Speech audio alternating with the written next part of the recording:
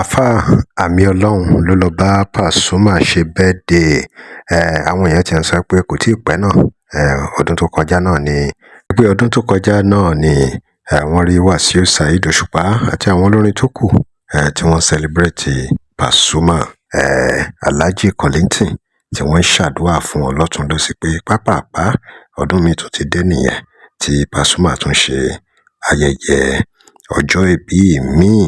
Nínú fọ́nrán ilẹ̀ tí máa gbọ́ ọ̀pọ̀lọpọ̀ ọ̀rọ̀ tí àfáà Àmì Ọlọ́run tún palẹ̀ nípa irú èèyàn tí Pasuma jẹ́, irú ọlá tọ́lọ́run fún wọn, irú ìṣẹ̀dá tọ́lọ́run dá wọn àti gbogbo ohun tó ti ṣe sílẹ̀ tó jẹ́ àwọn nǹkan dáadáa. Ẹ wo fọ́nrán yìí ó kún dẹ́dẹ́ ẹ̀yin èèyàn wa nípa ọjọ́ ìbí Pasuma. Àfáà Àmì Ọlọ́run wọ́n tún ọ̀rọ̀ palẹ̀ o gẹ́gẹ́ bí onímọ̀ tó ní ìmọ̀. Ẹ̀yin èèyàn wa ẹ gbọ́ ẹ̀kúnrẹ́rẹ́ nínú fọ́nrán yìí. Jẹ́ kán pè yín pa Allah. Jẹ́ kán pè yín pa Allah. Àwọn tí fòrú pè yàn máa jẹ́ kán pè yín pa Allah. Happy birthday to you Allah. Happy birthday to you Allah. Long life and prosperity. Happy birthday to you. Má jẹ́ ká yìn bọ́n Allah. Má jẹ́ ká yìn bọ́n Allah. Àwọn tí fi ìbọn pààyàn má jẹ́ ká yìn bọ́n Allah. Happy birthday to you Allah. Happy birthday to you Allah. Long life and prosperity. Happy birthday to you Allah. Má jẹ́ ká yẹ̀yẹ́ wa Allah. Yẹ̀yẹ́ wa Allah. Àwọn tí fẹ̀nú yẹ̀yẹ́ yàn má jẹ́ kó yẹ̀yẹ́ wa Allah. Happy birthday to you Allah. Happy birthday to you Allah. Long life and prosperity. Happy birthday to you. Ọ̀nà mẹ́ta ni màá pín àdúrà náà sí. Àkọ́kọ́ a ṣàdúrà ení fún àwọn tó bí pàápàá jùlọ mọ̀mọ́ tí Ọlọ́run ọ̀kadàrà kan wà pẹ̀lú wa ní ara níbi. Imagine kí mọ̀mọ́ yọ ọmọ bírú yín, ẹ worú nǹkan tí Ọlọ́run lò yín fún ilé ayé. Lóòótọ́ tọ́lọ́run bá ṣe yóò ṣe o, ṣùgbọ́n oríire fún inú tó lóyún yín, oríire fún ọyàn tí wọ́n fún yín, àtẹni ó fún yín lọ́yàn náà pé ọmọ mi ọmọ mi ọmọ mi. Oríire fún gbogbo ojú tó rí yín ní kékeré tí ń pé ọmọ yọ Ọlọ́run yọ lálùbáríkà o, yọ lálùbáríkà o, yọ lálùbáríkà o.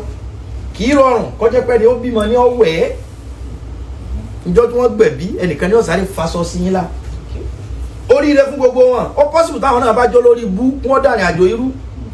Ẹlòmíín wá ẹni ọkọ̀ gbénú ẹ̀jẹ̀ lọ́dọ̀rọ̀ ẹ̀rú, ẹni ọkọ̀ fọṣẹ sọmọ láà tó fomi sọmọ míì lára lọ́dàrin àjò ẹ̀rú. Ètò Ọlọ́run náà ní gbogbo nǹkan o, ṣùgbọ́n gbogbo ẹni Ọlọ́run bá ti yàn án re, gbogbo àwọn tí ò ní jọ́rọ̀ rẹ̀ ọ̀dàrú ní ọmọ bá tó. A kọ́kọ́ ṣàdúrà fún màmá àti bàbá, torí wípé lópin ìgbà tí ẹ̀dá bá sì ní ẹni ó bí, ó gbọ́dọ̀ mọ ṣàdúrà fún wọn lọ títí láíláí. Hadisi Ànábì Muhammad sallallahu alaihi wasallam ṣàdúrà fáwọn òbí rẹ̀, pàápàá jùlọ òbí tó bá ti kú, tó bá kọ̀ láti máa ṣàdúrà fún kátà alẹ́ rizq. Gbogbo ọ̀nà tí ń gbà dáa fún olèmí Ọlọ́run jáwáyà ẹ̀.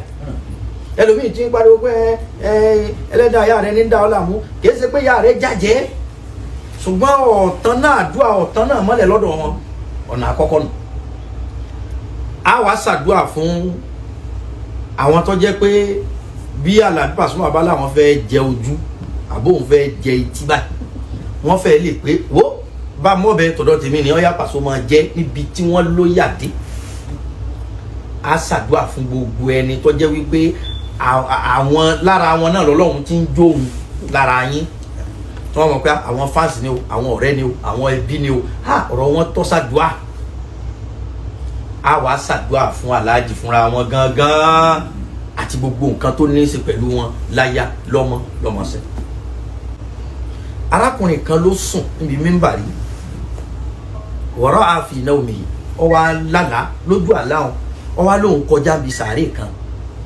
Òun wá rí pé tóun bá ti kọjá bí sàárè òun, òkú tó wà nù sàárè ń dún kalhima ń dún bíi kẹ̀tẹ̀kẹ̀tẹ̀ ń dún bíi ràkúnmí bíi kí òkú ọmọ gbó oníjọ́ tó bá jọ wá sùn yóò lálá oníjọ́ kan lójú àlọ́ kan bí òkú kan bá sàárè òsòrò èsè tí wọ́n gbó olókùn wa sọ fún òun sàárè pé dákun bọ́ bá rí ìyá mi bá ń bẹ́ẹ̀ tó bá rí bàbá mi bá ń bá wọn sọ̀rọ̀ àwọn kọ́ ni wọ́n ń bínú o ṣùgbọ́n òun ṣẹ̀ṣẹ̀ gbé pẹ̀lú wọn ó ní gbogbo ìgbà tí àwọn bá ń bá òun sọ̀rọ̀ láyé olóhùn máa ké mọ́ wọn pé ẹyẹ gbó bí ajá ẹyẹ gbó bí ràkúnmí ó ní náà nìyà tí wọ́n dá padà fún òun nínú sàárè pé gbogbo ìgbà tí òkú bá ń rí dùnnú tóun náà bá wá fẹ́ gba ìdùnnú òun máa gbó bí ajá òun máa ṣe bí kẹ́tẹ́kẹ́tẹ́ torí wípé ọlọ́run fẹ́ kí wọ́ ó rí ló fi rí nǹkan tóun go through nìyẹn Al-Qur'an sọ fún wa pé wala taqul lahuma uffin gbogbo ẹni ọba lóbi inú wa ẹ dákun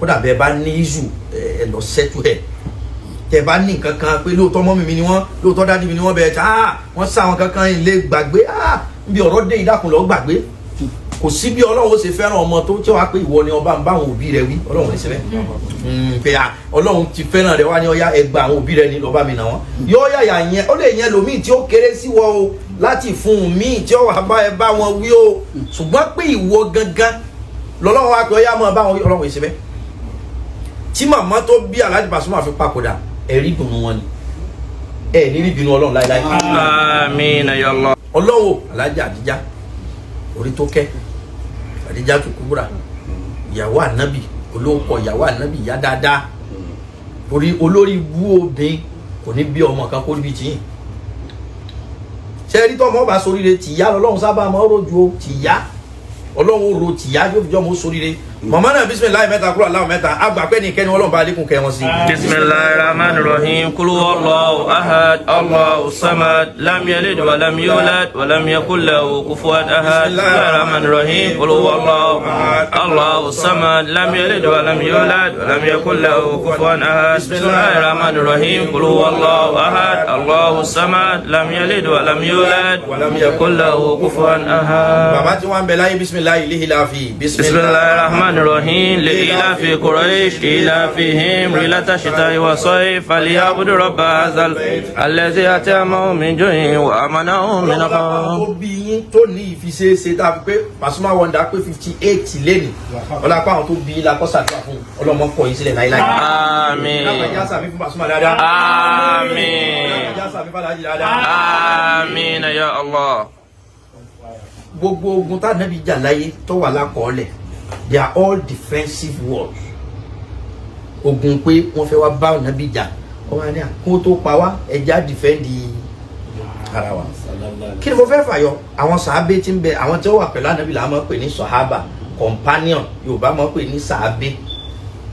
àwọn companion yìí wọ́n wà protective fún ànábì débi wípé àkọsílẹ̀ já mọ̀ pé tí wọ́n bá lójú ogun sẹ́wọ̀n péjọ́ náà kò sí rọ́kẹ́tì kò sí mísáìlì kò sí rọ́bọ̀tì tí wọ́n bá lójú ogun tí àwọn tí wọ́n jọ ń jà bá gbé ìdà sókè ọ̀tọ̀ níbi tí mùsùlùmí yìí ti ń dìfẹ́ǹdì o ọ wá rí pé wọ́n gbé ìdà sókè wọ́n fẹ́ fi sá ànábì wọ́n ní kò sí àkọọ́lẹ̀ tó sọ fún wa rí wípé àwọn sàhábà máa fi ẹ̀yìn gba ìdà wọ́n ní kò sákọọ́lẹ̀ tó sọ wípé kí wọ́n fẹ́ sá ànábì nìkan kí wọ́n á ṣe báyìí wọ́n ní rárá wọ́n gbé ọrùn sí la ilaha illallah Muhammadu. ṣe àpé gbogbo alamọ̀ pé tó bá bá yẹn lẹ́yìn ó sì fẹ́ wọ́n máa tẹ́rí sí i tọ́ba iṣẹ́ ikú ànábì dá wọn gba kú kí nǹkan mọ̀ sí kí nǹkan mọ̀ sí kí nǹkan mọ̀ sí kí nǹkan mọ̀ sí wọ́n wà highly protective of Prophet sallallahu alaihi wasallam. sallallahu alaihi wasallam. tọ́lọ̀ fi ṣẹ́gun tó gbàdá gbé wọn bú ọ̀ká ìmọ̀ye yẹn wọ́n gba kú ànábì kú ọ̀ká ìmọ̀ye yẹn wàhálà tí wọ́n bá sa ànábì wọ́n tẹ́rí sí i. sallallahu alaihi wasallam. àfẹ́lẹ́ ìṣàdúrà fún gbogbo loyal and reliable fans, friends and supporters of Alhaji Pasuma Wonder. Today is not just about Pasuma, it's all about you. Pasuma is a symbol of happiness for everybody. Yes. Alhaji, make youthful age hundreds and thousands and millions of people. Make youthful age one do. Ọ̀pọ̀lọpọ̀ younger generation mi wà tó yẹ pé tí pàtì Pasuma Wonder pé kàn ń gbọ́ tán bá yọ kò ní pàtì ẹlòmíì o kò ní dùn rárá ọ̀kẹ́ àìmọye wọn tó jẹ́ wípé tẹ́ bá gbọ́ rògbòdìyàn tó ṣẹlẹ̀ bí ọ̀sẹ̀ mẹ́ta sẹ́yìn ẹ wo àdúà ẹ wo sàárà nǹkan gbọ́dọ̀ ṣe Paso gbọ́dọ̀ ẹ wá rí pé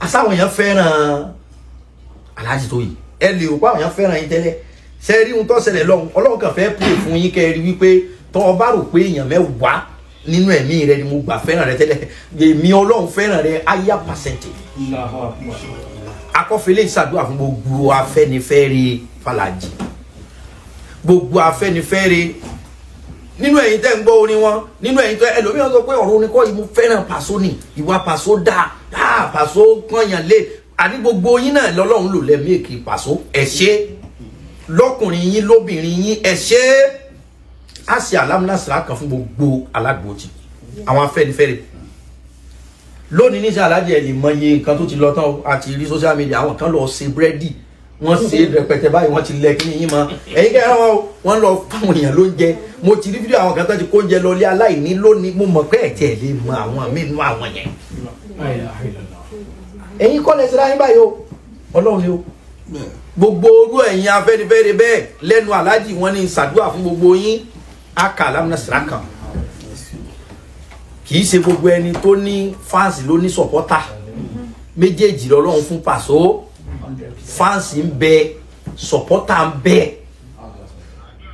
ìkẹ́ Ọlọ́run tó sọ wọ́n ní o Alhaji Ọlọ́run ní bínú sí yín láíláí Àmín ya Allah ẹ fẹ́ dáadáa Fàlàjì kasi alamnasira ka fi lọ́lọ́run lọ́wọ́ bismillahir rahmanir rahim alam nashrah laka sadrak wa wadana anka wizrak allazi anqada zarak wa rafa'na laka dhikrak fa inna ma'al usri yusra inna ma'al usri yusra fa idha faragta fansab wa ila rabbika farghab wala hawla wala quwwata illa billahil aliyyil azim. àwa padà sọ́dọ̀ oní nǹkan àdúrà ẹlẹ́kẹta tó Ọlọ́run ò ṣe o alhamdulillah 58 years and still counting inshallah ẹ̀mí máa gùn dáadáa gan àmín àlàáfíà ara yóò sì ní di fíafíà àmín abáyín ṣe ọ̀pọ̀lọpọ̀ dáadáa tẹ̀rí lóyìn tẹ́ tún wá pé 58 years a tún máa bá yín ṣe dáadáa tó máa pọ̀ sí àmín Alhaji Jamiu àmì Ọlọ́run ló kọ mi o ẹni tí ó bá mọ̀ mí kó jáde wá wò mí o abáyín sílé abáyín sìnkú àgbà abáyín ṣèyàwó fọ́mọ abáyín sìnkú mọ́ àtìkú mọ́ abáyín kọ́ mọ́ ọmọ